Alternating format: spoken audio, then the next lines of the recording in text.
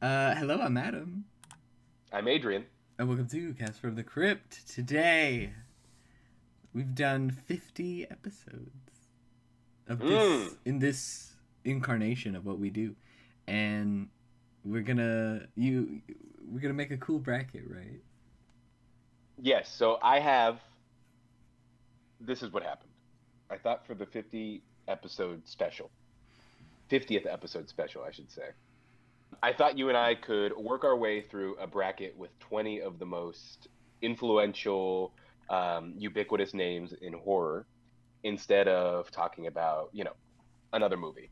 Um, and we could, of course, use a lot of the knowledge that we've accrued while making our way through our pretty robust catalog at this point and talk through and maybe even debate some of these matches. Okay. And just to further explain what I've set up here, this is your classic seeded bracket, right? So I had an impartial seeder, somebody go through all of the characters that I have laid out, the list of 20 that I selected, and they rank them most likely, in their view, in their opinion, to win this uh, winner take all, free for all tournament. Okay, and so rate them from most likely to win to least likely to win. Okay, and so the bracket that you and I are looking at right now, this is the first time I've seen it. This is the first time you've seen it. We are going to make our way through each one of these rounds and pick winners, and we'll make our way to the end. So there are some ground rules just to help kind of um, help us navigate this because, as you can see, some of the names that are on this list uh, really differ from some of the other names, right? We have everything from the alien from the Thing all the way to Candyman to the Leprechaun from the Leprechaun movies to the Ghoulies. So there is a wide array of characters here, and so I think we should limit each match uh, to their defining characteristic, right? Um, Actually, let me reword that. What I'm trying to say is we should select one iteration of each of these creatures or villains uh, and proceed with them throughout the bracket. For example, I have there the number 8 seed. That's shocking. Jason Voorhees. Okay, the number 8 seed, Jason Voorhees. We have to decide on what version of Jason we're talking about. And so at the beginning of every match, when we first see each of these villains, you and I are going to have to decide which version we're talking about, right? Of course, for like Candyman, that's pretty easy. It only comes down to like the remake and the original, and I think I know which one we're both going to pick. But when it comes down to something like Michael Myers or Jason Voorhees or Freddy, there's so many different movies and so many different expansions upon their particular abilities to choose from that I think it's going to help us to pick one and proceed with that one. Does that make sense? Yeah, it does. Okay, here we go. So, wow, these are pretty crazy. Yeah, there's a lot of crazy options. So do you want to like quickly list off who we've got here? What do you just like describe each one of them? No, no, no, not even like just identifying names. Um, because there's 20 of them, right? And I don't know if you plan on using the visual aid, but I would like um, to. okay, yeah, Okay, well, let's go like each one by one versus and then kind of describe a little bit. How about? yeah, All great. right. Okay, so round one, the first duel. All right, we got the critters versus the gremlins. Wow, that's a classic. That is a classic. The critters, of course, being derivative of the gremlins. Um, that is exciting. Yeah. That's an exciting matchup. So is this like who would win in a fight, or who do we like more? It's who would win in a fight. Okay, okay, okay, And that's why I had an impartial seeder to you. okay. I see. I will say I tried to pick characters from a wide array of types of movies. So I went with the slashers, I went with the ensemble killers, so like Critters, Gremlins, the Ghoulies, etc. I went with aliens, extraterrestrial monsters, Yeah, I think this and I was a went. great selection. Thank you. And I went with I think what I called what did I call them? I don't know, pint-sized slashers or something like that.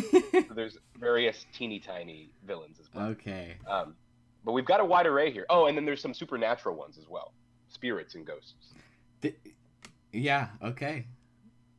Well, this is gonna be interesting. The Yes, critters versus it the is. gremlins. All right. Like you said, the critters are derivative of the gremlins. But I don't know. They felt like a little more evil. Like Gremlins was supposed to be a kids movie, even if it was a little racy and a little violent and scary. But the Critters Yeah. was supposed to be a horror movie, so they've already got like that edge of like they're not sanitized and they're probably cause more like seeable death on screen, right? Like they straight up kill people on screen, and I don't think the Gremlins they show like a human bleeding or dying. Right. Right. The other thing that we have to keep into account, or take into account rather, is that the gremlins they start to populate or repopulate when they're exposed to water, and when they eat after midnight, then they become their kind of like evil counterparts. So if we're just looking at the Kremlins or the Kremlins, oops, the Gremlins versus the Critters, I personally am going to give it to the Critters because they are killing machines immediately. Yeah, that's a great point. Now the gremlins, okay, but here's another thing. When they are in Yeah. their evil form, and most of them, or at least the clones in the movie, are innately kind of evil and will try to achieve this form. And then how easy is it to find water? It's kind of everywhere.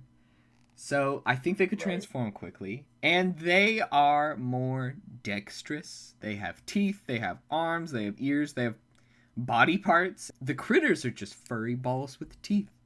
You know, are they as Yeah. mobile? I don't know. I think the gremlins physically are a little stronger. I don't know. I think they are too in their final form.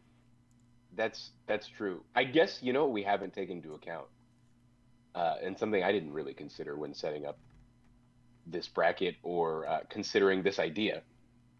That I'm pretty sure I thought of drunk. I, where are they fighting? Like, what is the site? Okay. Right? Like, are they in an arena? Are they in a padded white room fighting each other? Or are they in, I don't know, a Coliseum type setting? Okay, I think for this one in particular, it should be the habitat we see in the movie. They're both Okay. kind of on a rural area. They're one's on a farm, one's in this really small town. So you could Hmm. kind of put them in the same, like, you know, a field, a suburb or something, you know. Okay. Also, they swarm. Okay. They're like pretty big. You'd need like a lot of space. I accept your idea of like the gremlins. Yes, the evil ones always do tend to want to achieve that final form in the movie. That being said, the critters. I'm thinking back to that that movie. Don't they specifically come to Earth to kill? Yeah. Well, Is that like their that's mission? both the gremlins and the critters are kind of intelligent. Because the Yeah. critters were not like escaped animals. They were on prison. They were in space prison, and they escaped. So Uh, you're voting the gremlins, huh? I don't know. I'm really going back and forth. I like the gremlins more, but I actually really think that was seeded well. I do. We've got the critters at 16 and the gremlins at 17. They're very close, but I give that edge. I personally give that edge to the critters. I think they are killing machines. Sure, the gremlins are more dexterous, but there is an extra step to be taken, before they actually reach optimal killing capacity. And that step just doesn't exist with the critters. Okay, I give it to you. You'll give it to me? Yeah, I think the critters. I think you convinced me. They're very All right. similar, but yeah. They're very, very similar. Okay, great. All Yeah. right. All right. Score 1 to the 4 for the Critters. Critters. Yeah, they're the first victory. Wow. And just like that, I'm trying not to look ahead to round 2, but that is the most ridiculous thing I've ever seen. Uh, but we can talk about it. You're right. Okay. This is taking a second to save. It's okay. There we go. Okay. Excellent. All right. That you read this one. Yeah, here's a weird one. So the parasitic creature or the parasite from the movie Slither and the Ghoulies from the Ghoulies. Now I should note that we of course have done episodes on the Critters and the Gremlins on this podcast. We have also done Slither on this podcast. I don't think you and I have discussed the Ghoulies. I don't either, but I know we've both seen it. Mm-hmm. What a mess of a movie. Yeah, it's a complete mess of a movie. They're really oafy, like dumb characters. The Ghoulies. And they're secondary to the plot. Right, exactly. The parasite from Slither, of course, wreaks havoc on an entire town and is capable of becoming this really monstrous, awful thing. How does it take its victims again? The parasite? Yeah. Yeah, it goes into their mouths and like controls them through their nervous system, like inside their body. So in theory, it could make quick work of the Ghoulies. Yeah, well, okay. Now let me describe to you what the Ghoulies have going on for them. Of course. I'll play devil's advocate at least. The Ghoulies, while they just look like gremlins or whatever, they are not of this mortal realm. They were actually summoned in a satanic ritual. So this implies they're more like imps. There's some sort of demonic creature in nature, despite how they look like Garbage Pail Kids. Damn. So Yeah, I don't know. Can you right. possess a demon as a parasite?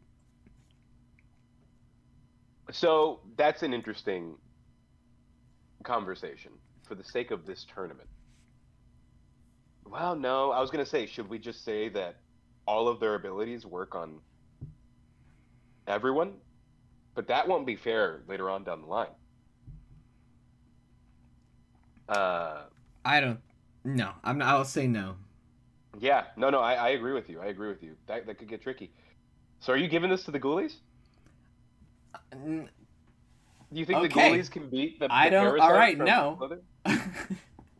I play devil's advocate to my own devil's advocate. I think the parasite wins still.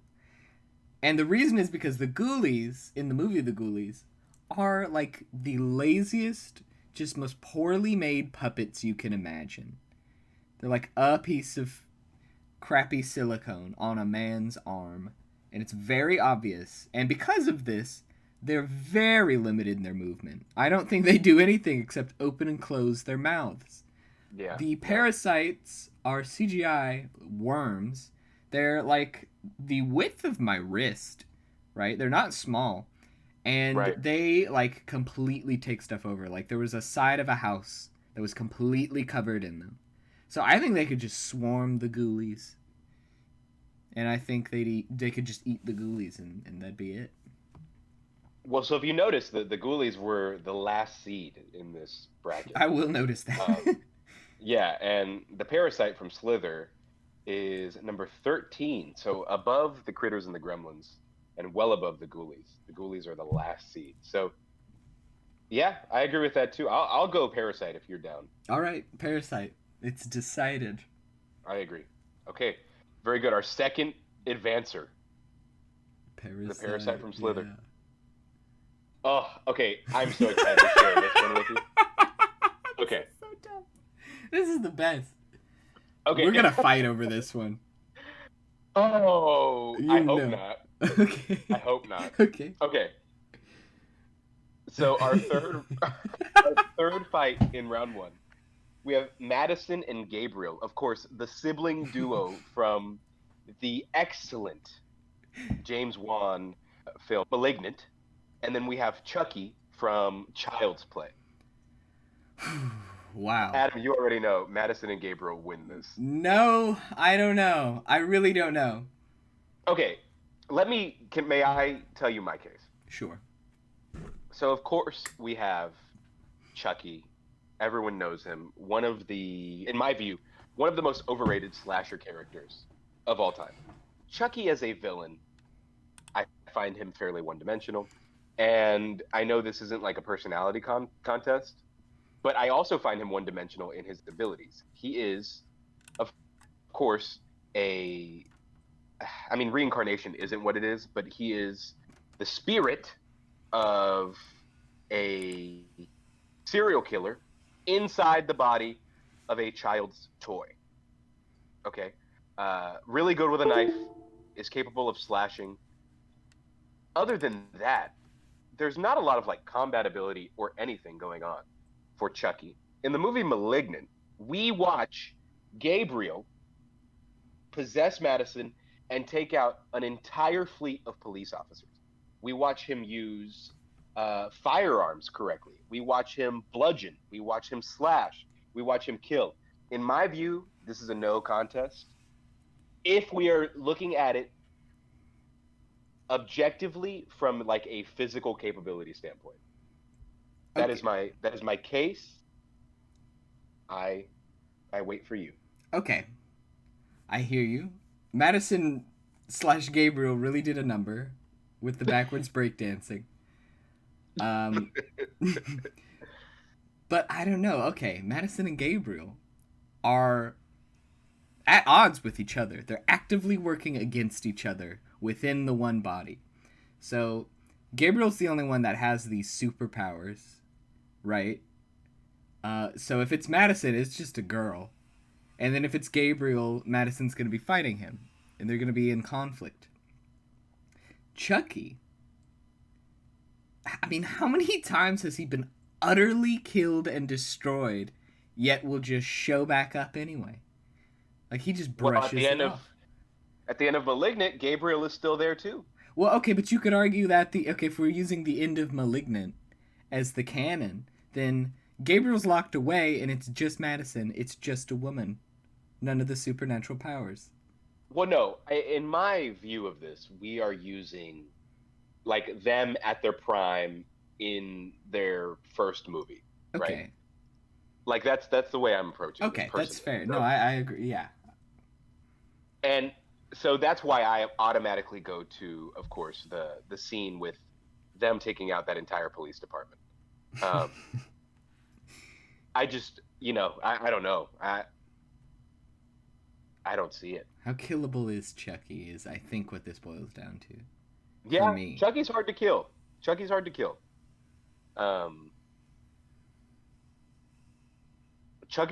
I think Gabriel is also hard to kill.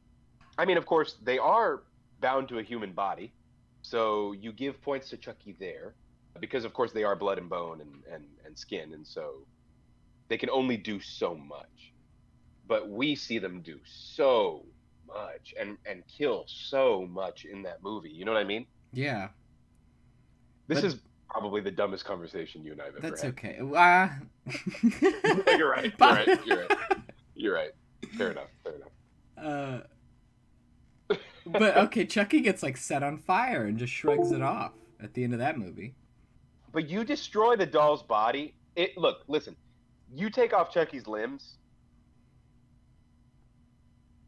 You can do something. Like, you can throw him into a vat. You can burn him, char him, run him over, throw him into a landfill. He's not coming back for a while. Okay? Madison and Gabriel are more than capable of taking apart Chucky. Like, physically removing his limbs. And at least incapacitating him until their next fight. Honestly, I know how much you love Malignant, so. Yeah. As much as I hate to do it, I think I'm going to give it to Madison and Gabriel. Because for a number of reasons. First of all, all the points you're making are legitimate. But I'm also going to say that they have their most iconic weapon with them. And Chucky doesn't really use any particularly interesting weapon. He just uses a kitchen knife usually. Right. And then Madison and Gabriel have that crazy Asclepian dagger. is what I'll call it. That trophy they That's sharpened true. into like a That's tiny true. sword.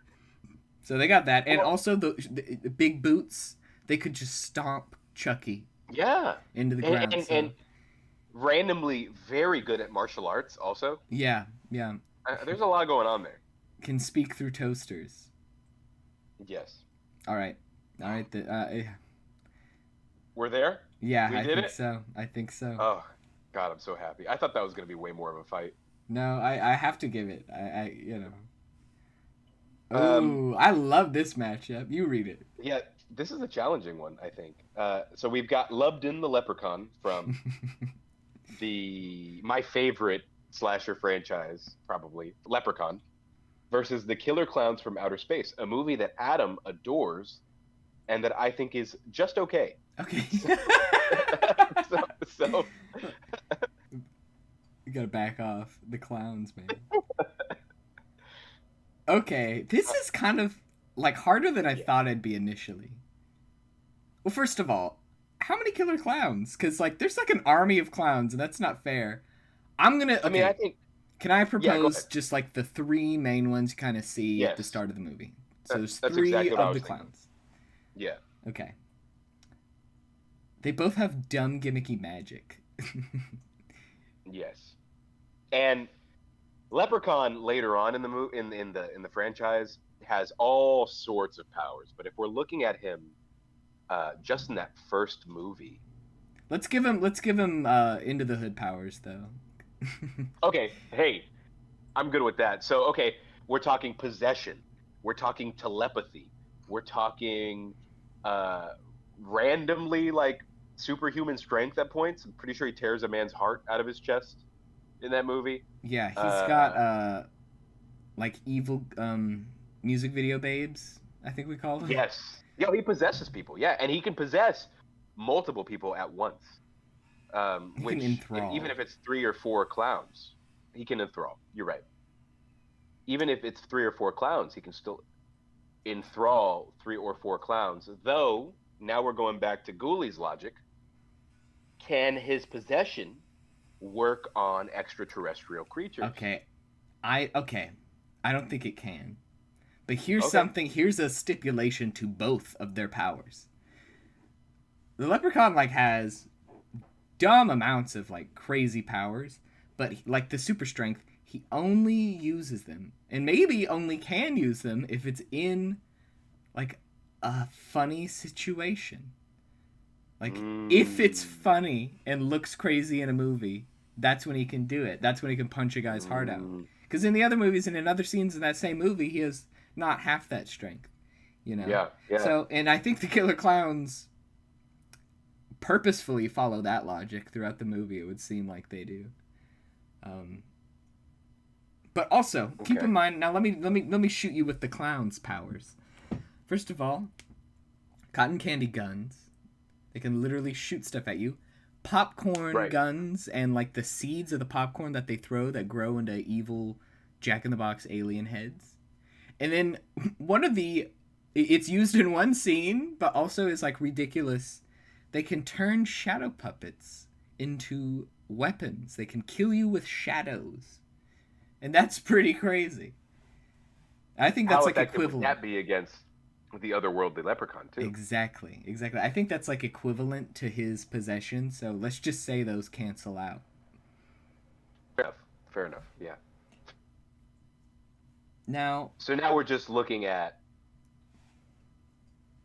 basically the the being versus the being because we've removed pretty crucial powers. yes. So how is Leprechaun defeated usually? They sealed him away Right. for 100 years or something. Not 100 years, but like 50 years with a single four-leafed clover on top of a box. So he does follow weird fairy tale logic. He does. May I point out that the killer clowns are from where? Outer space. And they are not familiar with our folklore. Of course. I will also point out that the way you kill a killer clown is by shooting it on the nose. And I think Lubden would figure that out quick. He's smart. He's always depicted as very intelligent in every movie. Um, he sets intricate traps. He's rarely fooled until it becomes important to the plot. Um, he's a trickster. So were the clowns. They're really evenly matched. Yeah, this is a really good matchup. It depends on like how much tech I guess the clowns have, because like they have like, you know, a spaceship and cars, and you could have made this matchup not even the Killer Clowns, but specifically Clownzilla, who shows up at the end of the movie and is like a You're giant right. T-Rex clown. That guy's crazy. You're right. But three Killer Clowns. But then, what if we match up the Leprechaun from Leprechaun 4 in Space, where he's giant, with that clown? Okay, I like that. Once again, they kind of cancel out. They keep we keep raising the stakes. So they keep matching each other. Does Clownzilla? Here's my question. Okay, let's say we do that. Let's say we blow them both up. What's the thing in Pokemon? Oh, you Dynamax them? Yeah, we're Dynamaxing both of them. We have the massive Leprechaun from Leprechaun 4 in Space versus Clownzilla. Okay? Does Clownzilla still have the nose weakness? That's a good question. I don't remember. Probably, right? Yeah, we'll give it to him. We'll say he does at least. I don't know, buddy. I'm gonna let you be the deciding vote on this one, because I'm worried it's my bias creeping in. I'm worried about that too, though. For me, I feel like the Leprechaun. I don't know. It's always some dumb gimmick that like he's defeated on, and in that first movie too, he kills like 2 people. Like he's really ineffective. His gimmicks are, again, they're usually like lore based, and these clowns have no understanding of Leprechaun lore the way that, the people in any of the Leprechaun films do. Okay. All right, I have a very dumb... Go ahead. This is how the fight would go down. Are you ready? This is why the Killer Clowns will win. Okay.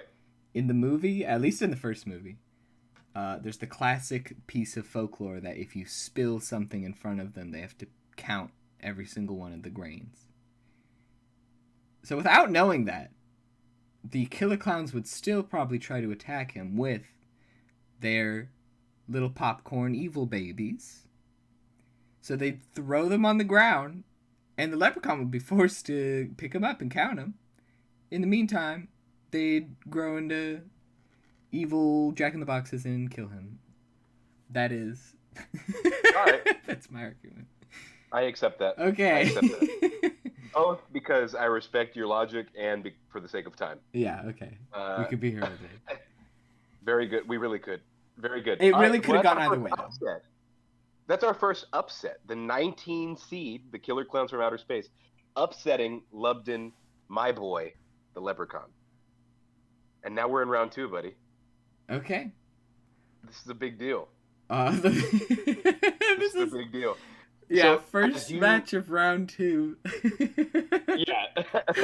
So, as you can see, round 2, there were various, I believe, basically, a majority of the top 10 seeds were given buys, meaning they did not have to compete, just because 20 is a weird number for a bracket. And, I guess it was a gimme against some of these. At least according to my fiance, our impartial seeder. Okay? So it should be noted. I think I agree with most her. of these. No, yeah, it's actually great seating. I got to agree. Hats off. Here is why I had her do this. She has watched most, if not all, of these movies with me for this podcast. So she actually has a great grasp of all of this. Yeah. So, our first matchup, the number 1 seed, The Thing, versus the number 16 seed, The Critters. And do we have I got to tell talk you, about it? Nope. I don't think we do. The Thing versus the Critters. I think The Thing takes it. The Critters would get crittered. Taste of their own medicine. Absolutely. Who's swarming who? Exactly.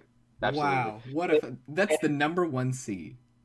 Yeah, and Wow. here's what's funny is the thing we don't even know if it's actually defeated at the end of the movie. So the thing, most of these characters, they find some sort of foil by the end of their respective movies. The thing, jury's out on that. Um, so yeah, I give that to the thing. You do too. Yeah. Oh, easily. There's Okay, no excellent. argument can be made against it. The Here's a really good one. Oh my God, this one's good. Yeah. Yeah, I like this one. Oh, Jason of Friday the 13th fame versus the Predator of the Predator fame. Or yeah, is it the Predator or Predator? The first movie with It's just Schwarzenegger. Predator, I think. Ah, there you go. Okay, Or a so Yautja, as you've written. Thank you. yes, it's important. I did it with the Alien too. But anyway, this is good. This is a really good matchup. Oh, yeah, that is good. So, obviously, the more advanced technologically will be the Predator. Yes. Jason is Spot on. very zombie, very rudimentary. Both of them, though, have proven themselves to be expert trappers. So I Mm, don't know how easy it would be to fool each other into falling for a trap. sure. That's a great point. Now, here is what's the first movie where Jason gets his mask? Three. The Friday the third one? 13th, part three, yeah. Yeah. So if we look at Friday the 13th, part three, that is another of the franchise's run of the mill slashers. Um, we see him do a lot of like trapping and games later on in the franchise, especially in that remake that you and I both uh, enjoy. Um, but for the most part, Jason is just a dude in the first, three entries. Though, of course, uh, it gets a little weird because of the whole drowning thing, Well, right? You don't I say really let's know. give it to him. Let's give him his whole litany of power that he has. Like So when you you, want like Jason lives, Jason? yeah. Well, when you think of Jason, like what do you think of? Damn. What power does he have? What does he look like? He's a zombie guy, Yeah, I think of with a zombie Jason machete. immediately. Yeah, I think both fair enough. the Predator and Jason get their weapons and their mask at the start of this fight for me. Okay, okay, fair enough. So we're looking at Jason lives, Jason practically indestructible unless he's blown up, Which because we is do see that he is capable of dying when he's blown up, um, which is kind of the Predator's game. The yeah. Predator is really well armed. Um, so I think this is really well seated too. We have Jason at number 8, we have the Predator at number 9, but I'm personally probably going to give the edge to the Predator. Well, let me argue against it. The Please. Predator, yes, can blow him up, but never starts off using its most powerful weapon, right? It starts with like hand to hand, then knives. Like it works its way up. It doesn't want to just kill it, it wants to hunt it, right? So I don't think it would use the bombs. I think it would underestimate Damn. Jason. And then I think by the time maybe it's time to blow him up, they'll be linked in combat. And you're so right. Jason is also such a hunter. So how do you out hunt the hunter? Yeah. That's tough. Also, here's an interesting thing. What does the predator use to target its victims? Uh, if they're armed or not, right? That's. No, well that, yes, but also heat. Would Jason, as we Oh, I see him in see. Jason Lives, give off heat? I don't think he would. He's dead. He's a I don't think he zombie. He's would. drowned in the Oh, water. So he'd that have is to take the a mask off at least to see. The predator would. oh man, that's a game So it's a changer. maskless predator, and the mask, I believe, is where he shoots his lasers from. So he Damn, is yeah. unable to see him if he is to use I the think I missiles. rescind my vote. Wow. Yeah, that's a I game think I changer. rescind my vote. I think okay, the predator could do this though. It has the power of mimicry. Could pretend to be Jason's mom. Jason has fallen for Mm. that countless times in the past. Someone pretending to be his mom. Maybe the Predator wouldn't have a recording of his mom. Maybe he wouldn't know that. I don't know what we want to give the Predator in that situation. Yeah, how would it find that out? But I don't know. also, Jason's been fooled by just female voices. You know, like, it hasn't been his mom in the past, so would it even matter? I guess the Predator wouldn't know that, though, so I'll ignore it. Yeah, I see. No, that's a good point. I don't know how the Predator would figure that out, though. In Jason, we've seen him take just a stab in the heart and just get up after a few Right. minutes of laying on the ground. And if you're getting that close to Jason, you're probably not going to come out alive. I went into this thinking I'd give it to the Predator, but I think I'm giving it to Jason. Easily. I'm going to for agree me. with you. Yeah, all right. I'm going to agree with you. Wow. Yeah. Jason won? Well, for me, the heat signature thing really changed my mind. Mm-hmm. Yeah, that was a good consideration. Okay. Okay. This is a weird... This one's hard. God. Yeah. Okay. So we have Sadako from Ringu versus the Parasite from Slither, who, of course, is coming off of a major victory in round 1 against the Ghoulies. Sadako, the 4th seed in this tournament. That's pretty high. That is high. Hard to argue with, though, considering she is a supernatural being capable of a litany of things. I gotta say, though, well, oh God, this is really tough. Sadako's whole thing is that you gotta watch the tape, right? That's like the big thing. Especially in the first movie. You gotta watch the tape. How would the Parasite ever be affected by that? Oh, yeah. Checkmate atheists. The parasites don't have eyes. Can't watch it. And for me, that kind of throws out like all of her entire thing. Okay, but then again, in the flashback to where Sadako was alive, she straight up just like wished someone dead and he died. Yeah, no, she was capable of like some crazy shit. That's true. Oh, you make a really good point. And that's the reason she was killed. Was her powers. Yeah. Even as a human. But if we look at human Sadako, is she capable? She is a human on our Earth. Unlike some of these other characters, right? Like the Ghoulies, like the Killer Clowns, like the Leprechaun. Even when she was able to do all of those things, even when she had those supernatural powers when she was just a living girl, she's still capable of being infected by the parasite from Slither.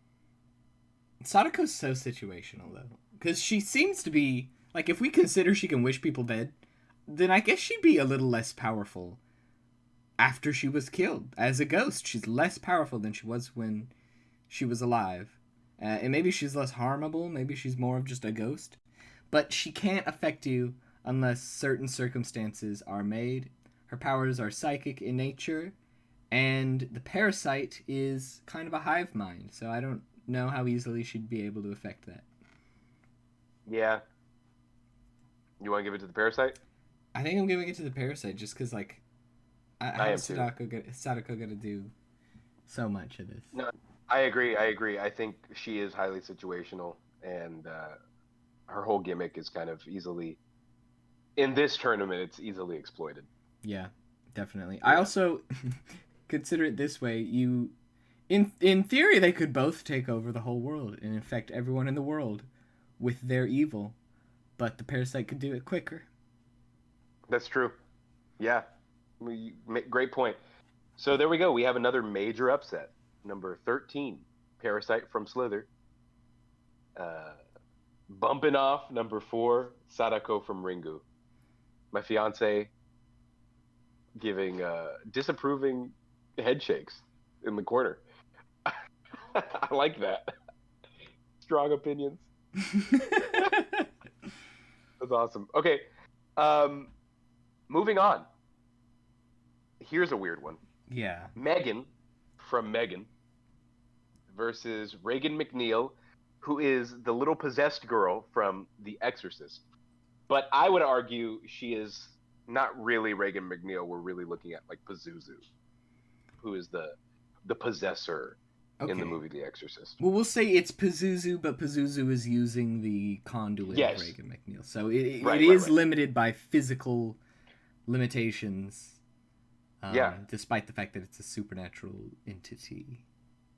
So physically, they're probably similar in size. Megan maybe a little smaller because she's modeled after a young girl. I think Reagan is like 13 or 14 in the movie, whereas the little girl in Megan is probably like what 8, 9, 10. Yeah, some like 10 or yeah. But whatever. It's not big enough of a difference to make a difference in my mind. Yeah. So, Um, for whatever reason, Megan is physically very capable. She can do TikTok dances and karate moves. She can tear out yes. tongues. She can kill people with office supplies. She's very capable physically. Yeah. Reagan, physically, her physical body is a sickly, dying girl. Little girl. Cannot do much. However, Pazuzu and its powers really, I think, is what gives her the edge. She, it's a demon. It could just possess people, throw things with nothing. There's like a psychic element almost. Right. So, could Megan even be allowed to get close enough to Reagan?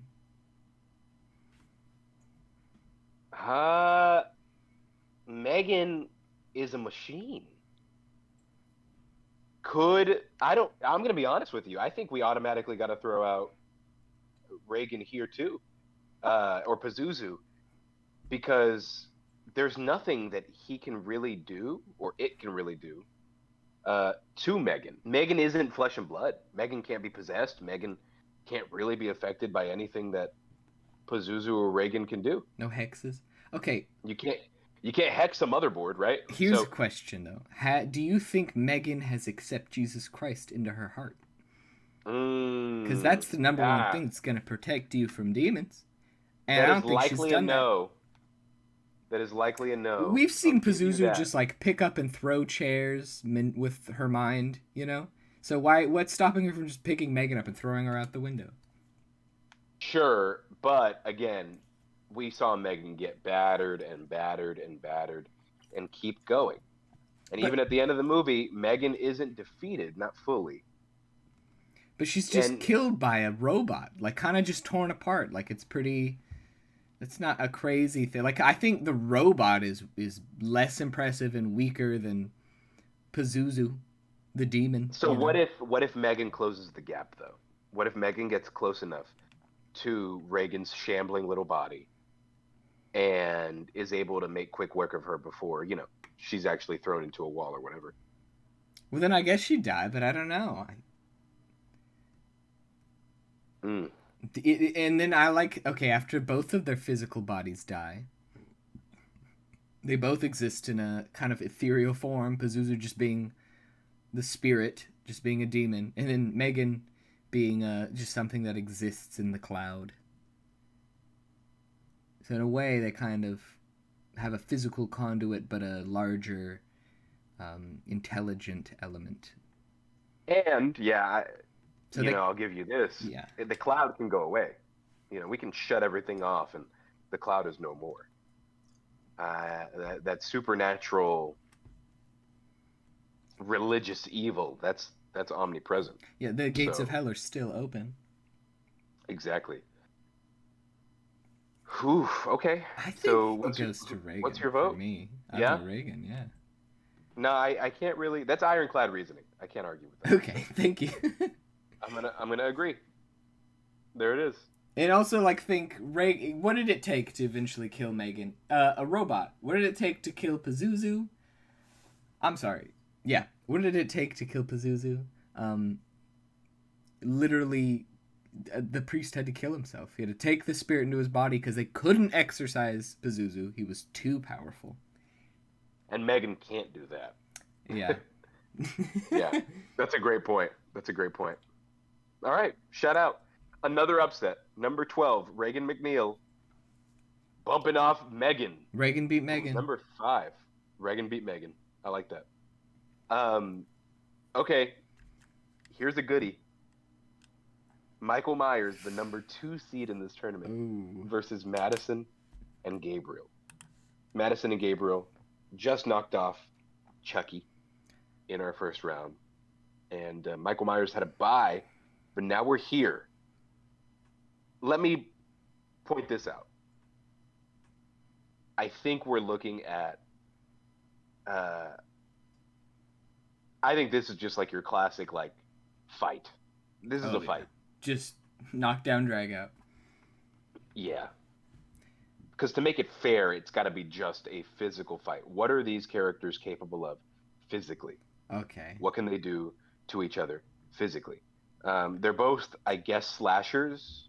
You could maybe argue that Gabriel found a gun somewhere. But then we, of course, know that Michael Myers is largely unaffected by firearms. Well, okay. Throughout every movie. We agreed earlier that Madison and Gabriel's weapon is the trophy. And so I'm assuming you want to go with the trophy knife? Yeah. Okay. They get that. Okay. Michael gets his kitchen knife. Okay. I know I'm biased. I know I'm the most biased person in the room and in many rooms. You are. But you are. Let me make a case for Michael. Because I think it's Michael. Madison and Gabriel, like I said earlier, are kind of inhibiting each other. They're working against each other.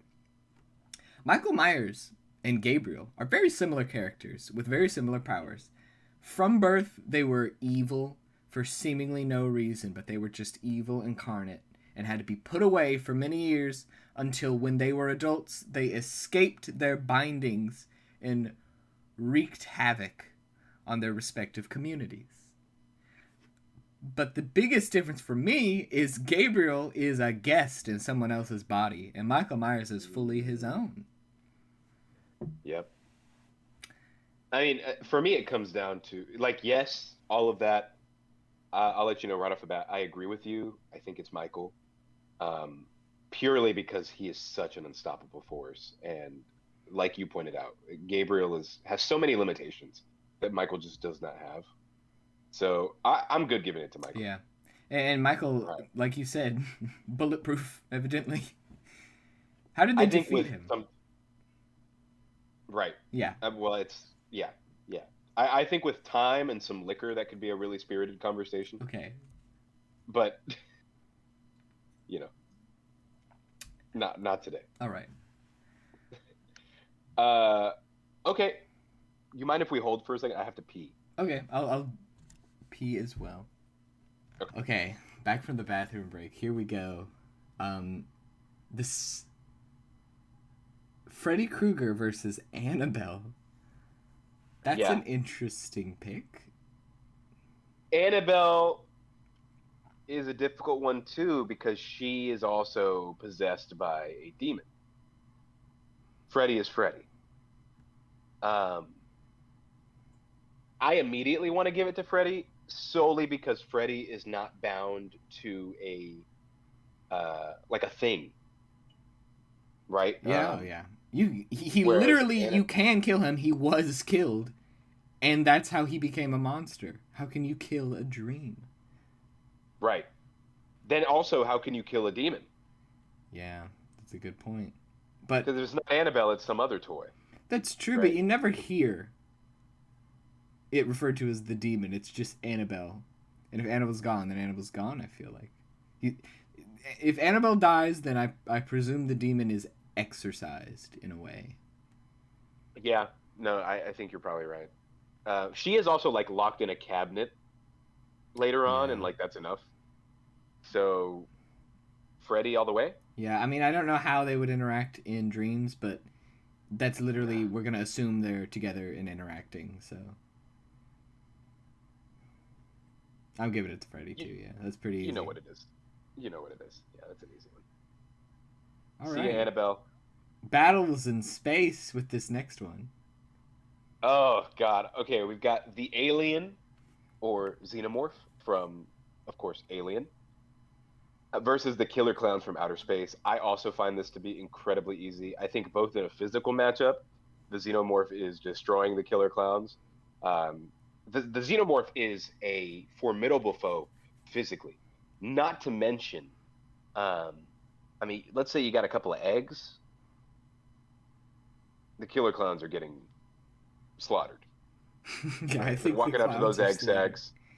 Yeah, they're getting infected. We're gonna get cool killer clown xenomorph hybrids. I think the aliens are. They have like the dome-shaped head, and they also Yeah, have a dome-shaped nose like that. Do you absolutely. think within their I, nose there's a second nose? ooh, I hope. I Okay. really hope. Yeah, definitely the xenomorph. Okay, that's an easy one for you too. Very good. Okay, our final one, our final face-off for round two. We have the number 6 seed Candyman versus the number 11 seed Sam or Sam Hain from one of my favorite Halloween movies, Trick or Treat. Mine too, also. Sam, yeah, yeah, Sam is like the spirit of Halloween. Uh, very much an omnipotent force. Or I guess I shouldn't say omnipotent, but he is omnipresent, right? Like he's always there. He is capable of just about anything, really. I mean, we see him come back to life at the end of the movie after like supposedly getting his brains blown out. Um, so he's like some sort of Halloween god. The Candyman, what would you call him? A vengeful spirit? Yeah, yeah. He's an urban legend go wrong, but in a way, they're both urban legends. Yes, yes. This is a great matchup. I Also, think so too. The um, Candyman can only be summoned if you say his name 3 times in the mirror, and Sam is really only ever summoned if you've done something to upset the tradition of Halloween. he's likely also only summoned on Halloween. Yeah. So they're both limited in that regard. If we say that, let's say some kids summon Candyman on Halloween, This is the plot of the movie. and yeah, and Sam is there, and now they're facing off. Who we got on top? I I'm gonna give it. Okay, can I make the argument for Sam? Please, because I'm stuck. I don't really know. Okay. Well, in the movie, we see Sam get utterly destroyed, blown apart with a shotgun, and he just pulls himself back together. He is affected physically, like he has a physical body, like as we've seen, but then again, it seems to be invulnerable, can just reform itself. He's also a supernatural being because he just appears and reappears at certain points in certain places throughout the movie. Candyman is a man, is a ghost, a tortured soul, kind of a wraith. And he really only kills people with a hook in not very complex fights, not very complex kills. Like, he just shows up and kills them like some deranged murderer. To the point that everybody, like, the police think that it is a human murderer. You know, they don't think it's a ghost. The Candyman seems to need to attach itself to a person as well. And then my biggest argument, my final point: how can you have a Candyman with no Halloween? Mm, So those are the cards on the table I consider. yeah, I give it to Sam because while the Candyman is like this vengeful spirit, this folklore figure, I think Sam is clearly more of a some sort of deity. You know, maybe he is the spirit of Halloween, but the way that he puts himself back together at the end of the movie, I just find that to be telling that he is something more than just some sort of spirit, right? He is something that is always there, something that cannot go away. Um, you can't just get rid of him. So for me, I am also partial to giving it to Sam. All right. Well, Sam, it is All right. round Woo! And three. Is congrats, buddy. yeah, We're at round three. yeah, round three. Things are starting to get heated and saucy at So, round three. yeah, they are. The number 1 seed facing off versus the number 8 seed. That's The Thing versus Jason Voorhees. Um, Now, previously we established that we're looking at zombie Jason, Yes. and I think the big question here, burning a hole in your brain and mine, is can the Thing infect zombie Jason? Yes. Well, we see it can't affect non-living material. Does that mean inorganic material, or does it mean non-living material? I'll say it can't affect Jason, because in the scene in The Thing, uh, where you see the individual cells assimilating the dog cells, Mm-hmm. the dog cells have to be alive, and the Thing cells act like a virus. So if we're saying it acts like a virus, well, viruses don't infect dead things and start inhabiting something that's already dead. A corpse does not catch the flu, you know? Yeah, So I don't yeah. think the Thing can affect Jason. However, will it already be established enough to seriously hurt Jason, and can Jason completely and utterly destroy it? So let's entertain that. Let's say we've got like it's dog form, right? Where it's that multi-headed nasty Hydra thing. Okay. Or even if it's that the when it's on the table and its abdomen opens up like a mouth. The Thing, for the most part, isn't incredibly mobile throughout the movie. Um, Especially when he infects people and becomes uh when it finds some sense of like finality in its form after infecting a being, it tends to be kind of like this big stagnant blob thing. And Jason, the way he operates, I'm not unconvinced he wouldn't just like hack away at the thing and make quick work of it. Yeah, okay. This is a hard one, because when I watch The Thing, it really makes me think about like how effective is The Thing at spreading? How powerful is it? Because, like, in theory, a single blood cell, right, in the movie becomes sentient, becomes its own thing, and wishes to infect other things. It, the Thing, like, could blow a bunch of single cells of itself out of its mouth into the air like spores of a fungus, and then freeze for 1,000 years, thaw out, and spread across the world. We don't know if it affects plants or not. I'll say it doesn't, but even still, it could be literally airborne. And I think in the movie they say like within a year and a half of it reaching the average population, the entire world will become assimilated into the Thing. In theory, the Thing is really powerful and completely unstoppable, and I think could easily win this entire game. Just be the final, be the winner, easy peasy, Right. hands down.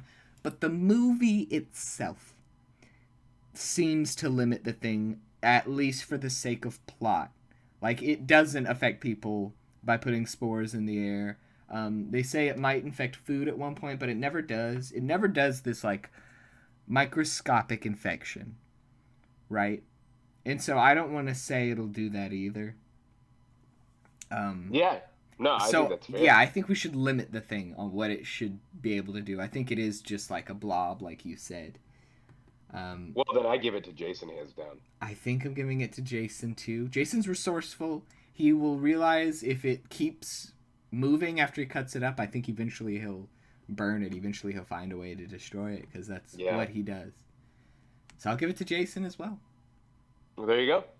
Big upset there too. Yeah, Number 8, Jason, and maybe it beating shouldn't the Thing. be, but Maybe for our not. purposes, it will be. Right. Exactly. I like it. I like it. I'm cool with that. Um, okay, then let's move on. We've got a really close matchup here, at least with the numbers. We've got number 12 versus number 13, Reagan McNeil versus the parasite from Slither. Um, The parasite keeps fitting in weirdly. yes, yes, but that's the game, right? So my mind immediately goes to the fact that though Pazuzu is Pazuzu, uh, and is this like a supernatural entity. He is infecting a human girl, and that human girl can die, and thus that vessel is no more, and Pazuzu is ultimately limited, right? We see that at the end of the movie when the priest hurls himself over the stairs or whatever he does. I forget how he kills himself, but that's what we see happen. The parasite from Slither, once it infects you and takes a hold of your body and uses it, you are really no longer you. And that's kind of where I think Pazuzu's powers would be limited. Because I don't think, let's say that the parasite infects Reagan's body, her human body, and while Pazuzu is possessing Reagan. Ultimately, the parasite is going to, in my view, trump that possession, because it's going to use and exploit the vessel in such a way that that Pazuzu will no longer be able to use it as a valid vessel. I also don't know if its supernatural qualities, Pazuzu's, could do anything to the alien parasite from Slither. And so I immediately want to give it to the parasite. But I don't know where you lie. I like that. No, I think it does boil down to they're both going to try to possess Reagan. Who will win? And I was on the fence. I thought maybe Pazuzu could, but I like the argument you just made. I think, okay, so Pazuzu, being like a classic demon, needs a human with a soul in order to possess.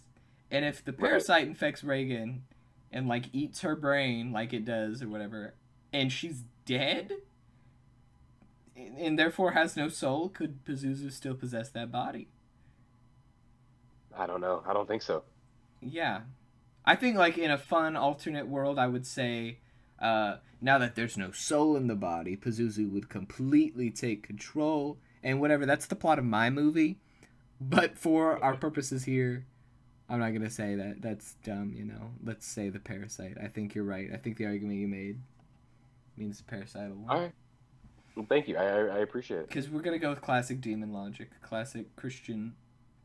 Exactly. Demon. He's here for the soul. Judeo-Christian logic. Yeah, he's here for the soul, not the body. That's right. All right, cool.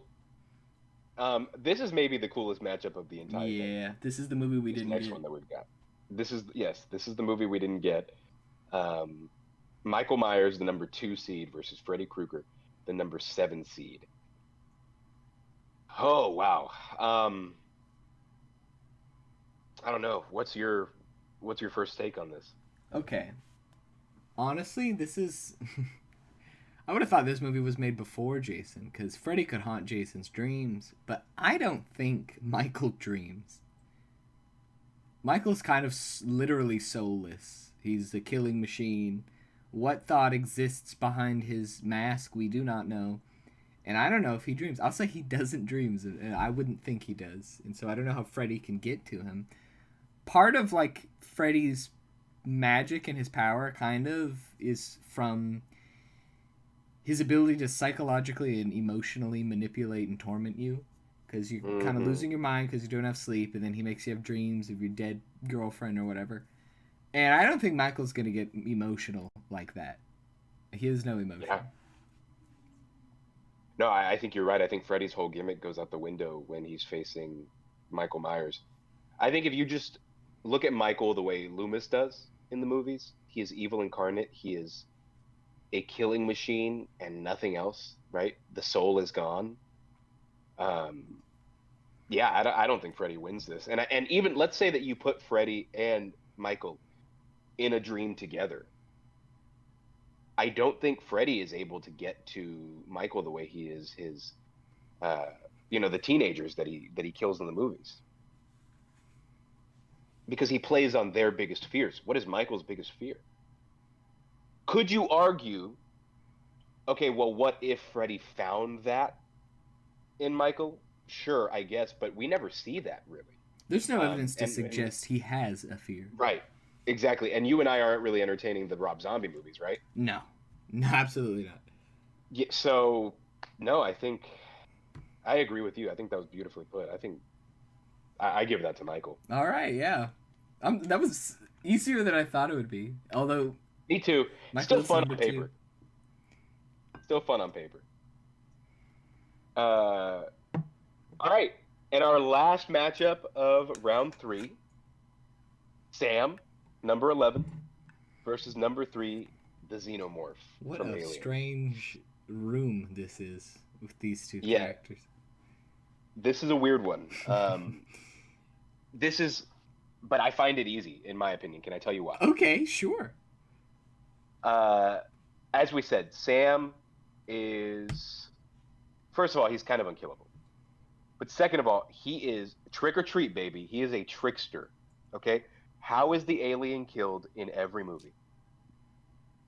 I guess yeah. Basically, Yeah, you're right. he's tricked. They trap it or something. And I just don't see the alien outsmarting this trickster god. I just don't see it happening. I think Sam wins Every movie though easily. is showing how the alien rapidly evolves intelligence and it tricks people at times. However, they do treat it more like kind of an animal rather than a sentient being. Yeah, and you're right, right? The alien is constantly evolving and it has that going for it, but ultimately it has a folly in every film, no matter how powerful it gets. Um, and I think Sam is able to find that and exploit it, Yeah. every time. The argument also I will make is the alien in the first movie is very formidable. It's like a lion loose in a starving lion in a cage full of Roman slaves, you know? But Peace. it, Oh my gosh. well, sorry. Sorry for that image. No, it was good. Good. Okay. But the alien is killable. Like it even Yeah. takes multiple aliens to kill one Yaoja in Alien versus Predator. In all the subsequent Alien movies, it's multiple aliens versus the Marines versus Ellen Ripley versus what have you. They're they kind of turn to like a hive swarm tactic, and we're gonna say there's only one xenomorph. So already it's kind of just a drone, not very crazy. If we had a kaiju movie list, which maybe one day we'll have to do, we could put the Ooh. queen alien on it. That's episode 100. Okay. Ooh. So you give it Yeah, you I'm, give it I'm gonna go to Sam. Yeah. Me too. Yeah. All right. Round two or round three, excuse me. Kind of quick. Yeah, it was easier than I thought it would be, but here we are to the semifinals. Oh man. All right. Uh, I do not regret this idea. I think this is great. This is I'm having fun. the time of my life. Okay. Okay. Good. Good. So I just want to point out in the semifinals, we don't have the number one seed anymore. We have the eighth, 13th seed facing each other, and the second and 11th seed facing each other. That's kind of cool. I like that. Okay. I don't. I think we've done a really good job of not letting our personal biases Okay. Thank you. play into this. I do. I'm I glad you're really giving do. us that. Yeah, I'll pat us on the back. Okay. But here we are. Um, Jason versus the parasite from Slither. Wow. That's I okay, first of all, can I just say I'm kind of surprised the Parasite made it this far. It wasn't even seeded into round 2. Yeah, no, that's crazy. But here we are. Shout out. That's crazy. Yeah. Um, so I'm thinking back to, the logic we used for Reagan and the parasite in round three. If the parasite is capable of infecting Jason, I think it's all over. But then you take a look at what we said when it comes to Jason and the Thing, right? The parasite becomes this nasty blob-esque creature at the end of the movie, and it's so fat and gross and really limited in its movement because it has taken so much. And so I think this all depends on where we decide to go with the parasite. I think if we have the parasite in that blobby slow form, Jason finds a way to eliminate it. I mean, Yeah. I think so. Just Okay. like we said with the Thing. I think Jason sits at the bottom of Crystal Lake for like how long? You know, like I think his brain is literally mush. I don't think there's any way a parasite can affect his zombie body. And I'm definitely sticking to Jason at his prime, zombie Jason. The parasite in his final form is ultimately killed by one girl and a sheriff. They blow him up and they stab him with this like mirror, you know. It wasn't that hard to kill the parasite at the end of the day if you weren't infected. And Jason, like I think in Jason Goes to Hell, we see like the only way they could really kill Jason is by getting a like SWAT team to show up and blow him up, like riddle Yeah. him with bullets and then blow him up. That's how Yeah. you know, and so I think I'm gonna give it to Jason. Jason could chop the thing. The final form of the thing too is not very mobile, and it's more or less just a weaker version of the thing. And if the thing couldn't beat Jason, then surely the parasite cannot. Yep. No, I'm with you. I think Jason takes it. I think Jason takes it. Wow. You're right. And Jason's moving on to the finals. I shouldn't be surprised, and yet I am. You know, Yeah. like I'm not surprised, but I am. I don't know. Okay, so for Okay. this one, I didn't think we'd get it, but I'm so glad we did. Michael Myers versus Sam, a Halloween spectacular. Oh my God, you're right. Oof. This is a tough one. Yeah. No, this is a really hard one. I think we've been giving a lot of leeway to Sam. I do too, but how else do you approach Sam? Okay, well look at this. Okay, Sam has I'm looking. only like in Trick or Treat. Sam really only physically attacks that one guy and that one girl because they have disrespected Halloween. That's when he's only become physically involved. And Michael Myers is the boogeyman. He's the ultimate Halloween guy. Like, if anyone is more in tune with that holiday, it's Michael Myers. That's when he wakes up. He is a robot until Halloween night. So, Sam, honestly, shouldn't have any beef with Michael. They should be great friends. And I don't know if Sam would attack Michael like that. I don't think he would. I mean, but would Michael? No, Would Michael Michael would. attack Sam? No, I mean, but if Sam is the spirit of Halloween and takes it out on whoever for whatever, like, I think Michael being Michael should neutralize Sam. Maybe not kill him, but should make him docile, you know? Turn him off, if you will. Okay, now let's say that Sam doesn't like Michael's Halloween night shenanigans. He doesn't like that, people are being killed for... Because if anything, Michael's killing people trying to have a good time. So let's say Sam takes exception to that. And let's say they do have to have a brawl. Sam wields that little sharp lollipop. He's about the size of like a 4-year-old. But he seems to not be made of like flesh and blood, right? He's like pumpkin-y and weird and can put himself back together. Michael, also pretty indestructible.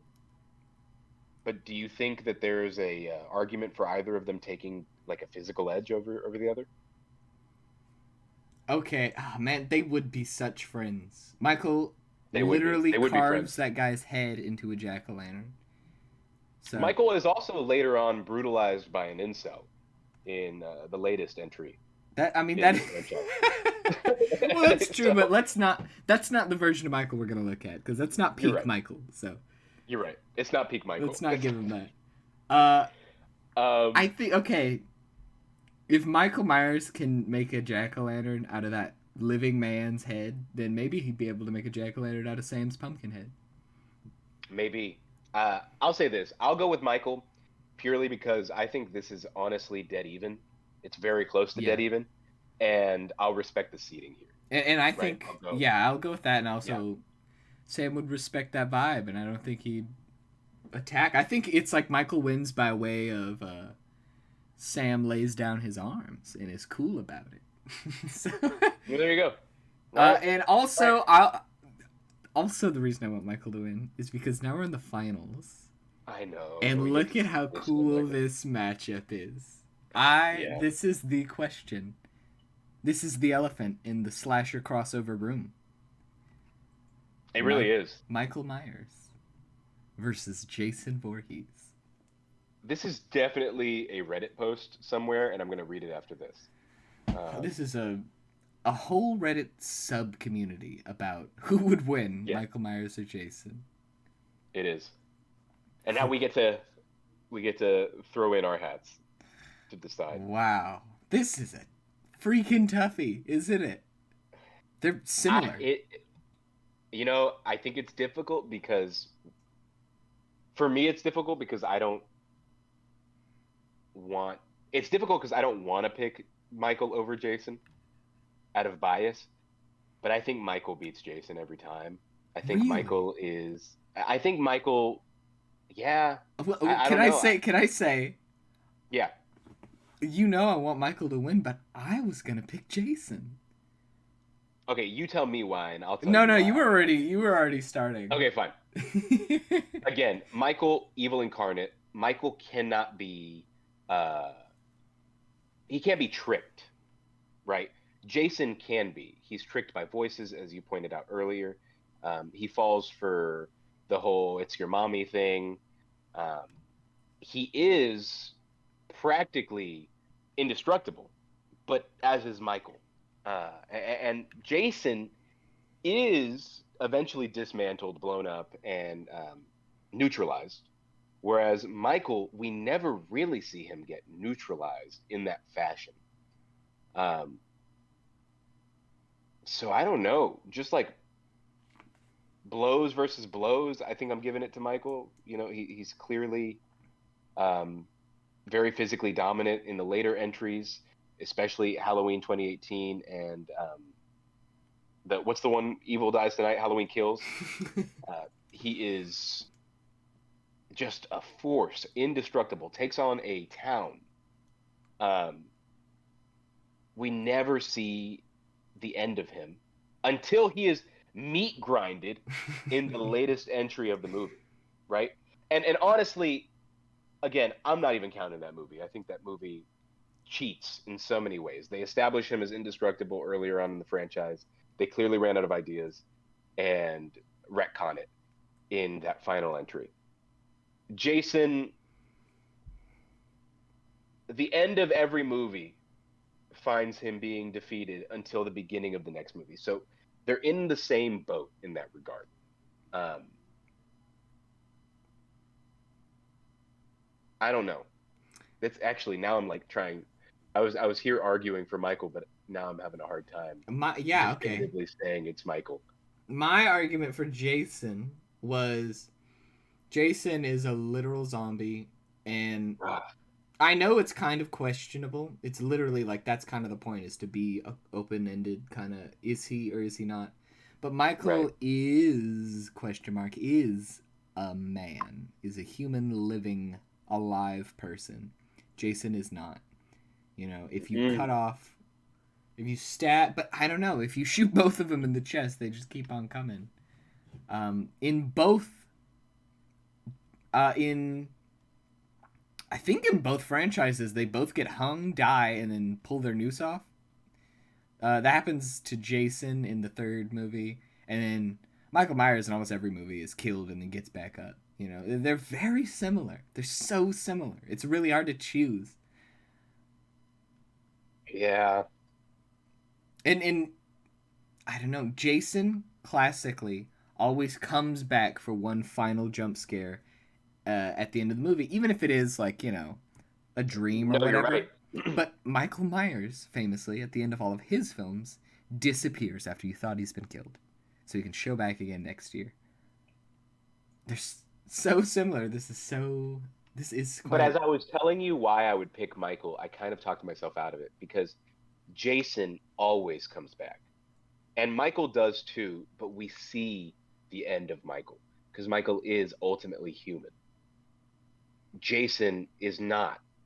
And as I was kind of telling you why I would pick Michael over Jason, I realized that my point, I don't actually think it holds water at the end of the day. So I think I might be agreeing with you. I think I might pick Jason. Okay. Also, it's just notable that in Freddy vs. Jason, Jason soft wins because Freddy doesn't exactly die, but he does win. I say Jason won at the end of that movie. So Yeah. he's got that too. He's got a body count. He does. um, He does. yeah, I want it to be Michael, of course, but I'm giving it to Jason. I think So I think Jason's the winner, which is so like Okay. of course he is. No, Who would but classic? really, like I'm telling you, I think we did our best. Yeah, it could have been other people. Like it could have been the Thing. It could have It could have been. been you know a Younger even. I don't know. It could have been a lot of these other characters, but the way we did it, I think fits. It feels proper.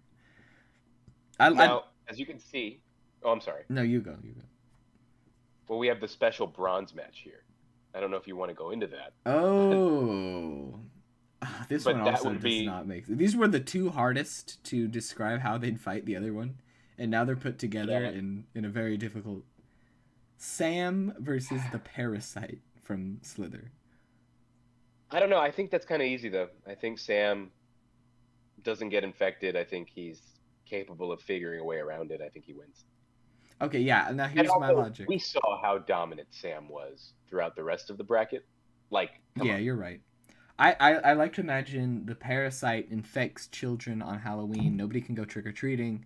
Sam gets upset, takes Mm, revenge. That's in my head canon yes, how that happens. I'm good with Sam being third place. Yes. I would like to say if Sam is the deity of Halloween, then Michael is an aspect of Sam. Ooh, yes, yes. And there you have it. So we have Jason Voorhees went 4-0 in this tournament for horror villain supremacy. Whew. Michael Myers in a close second place. Sam or Sam Hain in third. And then I always like looking through uh, all of the Who was the contestants. worst? Uh, A, who came in last place? Actually, that's a great a question. three-way Oh my tie. no, yeah, three-way no, four-way tie between Chucky, the Ghoulies, the Gremlins, and Leprechaun. I'm gonna be honest. I'm insulted that the Leprechaun is even in the conversations with the Ghoulies and Chucky, um, or is even in conversation rather with the Ghoulies and Chucky. But it is what it is. That's what happens. Wow. Fifth place was also like a four-way tie. It was the Thing, the Alien, Reagan McNeil, and Freddy Krueger. So pretty competitive bracket overall. Yeah, wow. Well, congratulations, Jason Voorhees. Yes, congratulations. We'll send your trophy. To the bottom of the Um, lake. but yeah, I thought this would be a fun. I thought this would be a fun alternative to one of our usual episodes. It's also going to be probably one of our longer ones. Yeah. Um, No, but that was but so much fun. Wow. yeah, I'm glad you had fun. Did we go through? I I want to think say I've loved doing this for 50 episodes with you. me too, man. Me too. The first thing we ever did together was a ranking of the Friday the 13th movies, and this feels like a milestone continuation of that. That's a beautiful bookend. Yeah, absolutely. Although bookend implies ending, Well, but yeah, ended this you know chapter. what I'm saying. Yeah. Yeah. Wow. Well, thank you so much for joining me for 50 episodes, Adrian. Mm, thank you, buddy. Thank you. Thank you, everybody, for listening. Goodbye.